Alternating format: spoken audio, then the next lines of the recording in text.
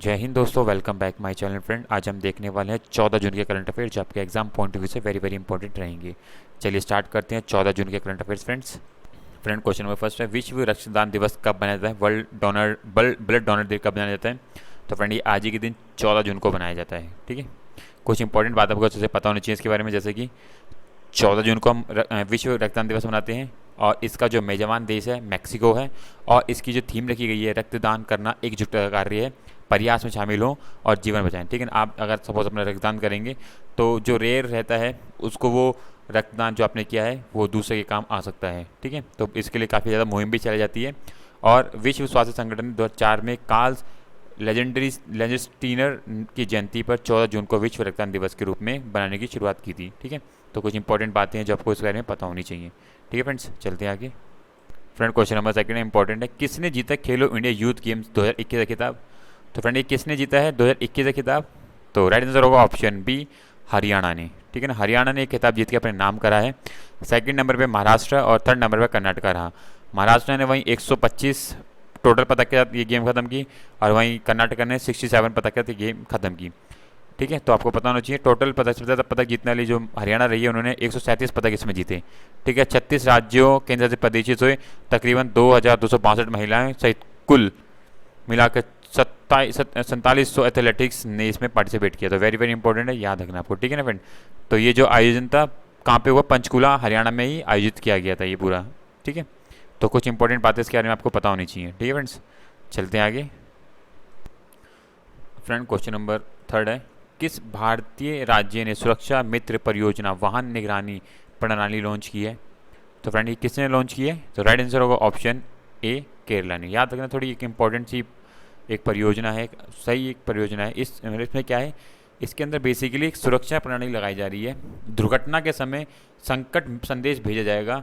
ठीक है, जिस भी चालक के द्वारा कुछ भी मतलब ऐसे कुछ कृत्य किया जा रहा है, ये स्पीड बढ़ाई जा रही है, कुछ भी किया जा रहा है, तो इसमें एक ऐसा सिस्टम रहेगा जिसमें एसएमएस अलर्ट पहुंच जाएगा। ठीक, गति जिसमें गति तेज कर दी है, कुछ भी कर दिया है, तो उसमें क्या होगा कि डिवाइस की स्थापना के दौरान मालिक द्वारा प्रदान किए गए प्रासंगिक नंबर और ईमेल आईडी पर एसएमएस और ईमेल के माध्यम से अलर्ट तुरंत भेज दिया जाएगा। तो इस तरीके से कुछ सिस्टम बिल्ड किए जाएंगे तकरीबन 2,38,00,000 वाहनों में। और इस सिस्टम से एक सुरक्षा प्रणाली एक विकसित की जाएगी ताकि जो दुर्घटना होती है उस समय किस तरीके से हम लोगों की मदद कर सकते हैं। ठीक है, इंपॉर्टेंट है, याद रखना इसको। ठीक है, इसका जो पूरा खर्च भार संभाल निर्भया योजना जो 2013 में घटना हुई थी, तो वहाँ से पूरी इसकी फंडिंग की जा रही है। ठीक है, तो इंपॉर्टेंट है, याद रखना इसको। चलते फ्रेंड आगे।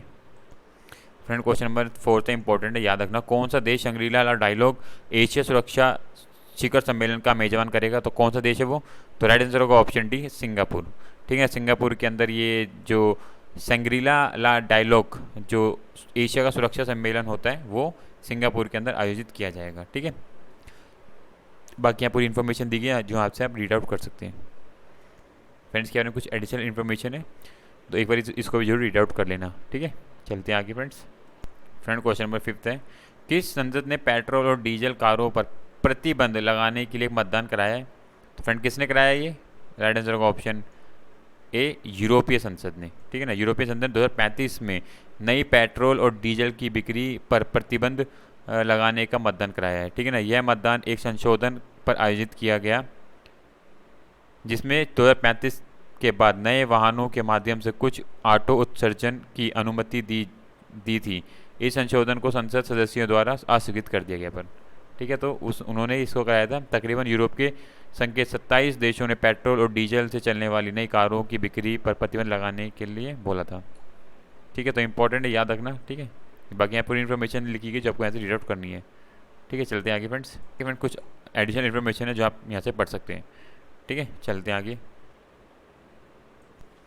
फ्रेंड क्वेश्चन नंबर 6 है, कौन बना भारत का 74वां ग्रैंड मास्टर? तो कौन बना है वो? तो राइट आंसर होगा ऑप्शन डी, किशोर राहुल श्रीवास्तव। ठीक है, ये 74वें भारत के ग्रैंड मास्टर बन गए। इन्होंने इटली में 9वें कैटोलिका शतरंज महोत्सव में 2022 के दौरान लाइव रेटिंग में इन्होंने ये शतरंजबाजी जीत के ये खिताब अपने नाम किया है। ठीक है, तो इंपॉर्टेंट है, याद रखना। भारत के सुब्रमण्यम जनवरी में देश के 73वें जीएम बने थे और महान विश्वनाथ आनंद भारत के पहले जीएम थे। ठीक है ना, तो याद रखना, वेरी वेरी इंपॉर्टेंट, 1988 में। ठीक है। तो 74 बने हैं ये, 74 बने तो इंपॉर्टेंट है, याद रखना है आपको, काफ़ी बार यहाँ से क्वेश्चन पूछ ले गए हैं। ठीक है, तो ऐसे ऐसे क्वेश्चन बहुत बारी आ जाते हैं, तो आपको ये जरूर याद रखना है। ठीक है, चलते हैं आगे। फ्रेंड क्वेश्चन नंबर 7 है, इंपॉर्टेंट क्वेश्चन है। रबा फ़ातिमा जिन्हें संयुक्त राष्ट्र के अवर महासचिव के रूप में नियुक्त किया गया है, किस देश से है ये? तो फ्रेंड किस देश से है? तो राइट आंसर होगा ऑप्शन डी, बांग्लादेश से। वेरी इंपॉर्टेंट, बांग्लादेश के लिए हो जाता है ये। ठीक है, संयुक्त राष्ट्र में बांग्लादेश की स्थायी प्रतिनिधि की राजदूत रब्बा फ़ातिमा को संयुक्त राष्ट्र का अवर महासचिव नियुक्त किया गया है। ठीक है ना, एंटिनो गुटरेस ने राजदूत फ़ातिमा की नियुक्ति की घोषणा की है। ठीक है, कुछ इंपॉर्टेंट फैक्ट क्या है इनके बारे में कि राजदूत रब्बा फ़ातिमा इस पद पर नियुक्त होने वाली बांग्लादेश की पहली महिला राजनयिक बन गई हैं।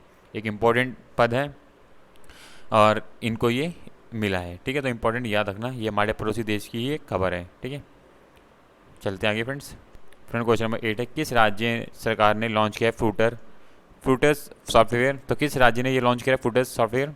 तो राइट आंसर होगा ऑप्शन सी, कर्नाटक राज्य ने। ठीक है ना, कर्नाटक सरकार ने योजनाओं के लिए आधार आधारित एकल खिड़की पंजीकरण के लिए किसान पंजीकरण और एकीकृत लाभार्थी सूचना प्रणाली फ्रूटर्स सॉफ्टवेयर लॉन्च किया। इसके माध्यम से जो किसान होंगे वो हर तरीके से फ़ायदा उठा सकते हैं, जैसे कि पीएम किसान के तहत जो डायरेक्ट लाभ मिलता है वो मिलेगा, किसानों की न्यूनतम समर्थन मूल्य एमएसपी डायरेक्ट मिल पाएगी, विशेष वित्तीय सहायता देनी वो मिल जाएगी, जाति प्रमाण पत्र, मतलब बहुत सारी जो स्कीम्स होंगी डायरेक्ट सिंगल विंडो सी के थ्रू उनको डायरेक्टली उनके बैंक अकाउंट से जो भी सुविधा होंगी उनको डायरेक्ट मिलना चालू हो जाएगी। तो ये किसके द्वारा किया गया है?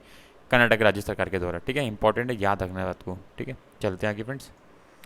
क्वेश्चन नंबर 9 है, महाराष्ट्र के राज्यपाल ने किस उद्योगपति को डायरेक्ट की मानद उपाधि प्रदान की है? जैसे आप लोग इनको जानते होंगे, तो किनको दी है? रतन टाटा जी को दी गई। वेरी इंपॉर्टेंट ये नाम होता है। ठीक है, हमारे देश के लिए इन्होंने अपना पूरा जीवन इस देश के लिए लगा दे, एक तरीके से देखा जाए।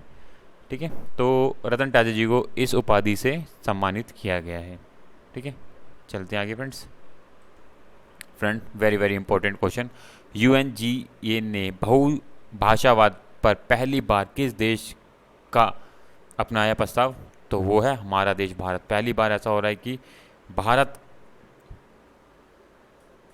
को भी इसके अंदर पहली बार हिंदी भाषा में उल्लेख किया जाएगा। जो भी वहाँ पे चीज़ें पब्लिश की जाती हैं उसमें हिंदी भाषा का भी अब उसमें आएगा। तो वेरी इंपॉर्टेंट, भारत के लिए बहुत ही इम्पोर्टेंट ये होता है। ठीक है, तो पारित प्रस्ताव में संयुक्त राष्ट्र को हिंदी भाषा सहित आधिकारिक और गैर सरकारी भाषाओं में महत्वपूर्ण संचार और संदेशों का प्रसार जारी करने के लिए प्रोत्साहित करता है। संकल्प में पहली बार बांग्ला और उर्दू भी उल्लेख है। ठीक है, तो इम्पोर्टेंट हो जाता है ये हमारे लिए। ठीक है, अगर हम बात करें इस प्रयासों में के हिस्से के रूप में देखें तो हिंदी एट यूएन परियोजना 2018 में शुरू की गई थी, जिसका उद्देश्य हिंदी भाषा में संयुक्त राष्ट्र की सार्वजनिक पहुंच को बढ़ावा और दुनिया भर में लाखों हिंदी भाषी आबादी के बीच वैश्विक मुद्दे के बारे में अधिक जागरूकता फैलाना था। तो किस तरीके से हम इन चीज़ों को आगे ला सकते थे हिंदी भाषा में भी, तो उसके लिए ये हम काफ़ी समय से कदम उठा रहे थे। फाइनली इसमें अब हमें एक जीत मिली है। ठीक है, जिसमें देख सकते हो अरबी, चीनी, अंग्रेजी, फ्रेंच, रूसी और स्पेनिश संयुक्त राष्ट्र की 6 आधिकारिक भाषाएं, अंग्रेजी और फ्रेंच संयुक्त राष्ट्र की सचिवालय की कामकाजी भाषाएं। ठीक है, तो याद रखना फ्रेंच और अंग्रेजी वहाँ की कामकाजी भाषाएं दोनों। ठीक है, तो इंपॉर्टेंट है, इन दोनों को याद रखना फ्रेंड। ठीक है फ्रेंड, 10 क्वेश्चन थे।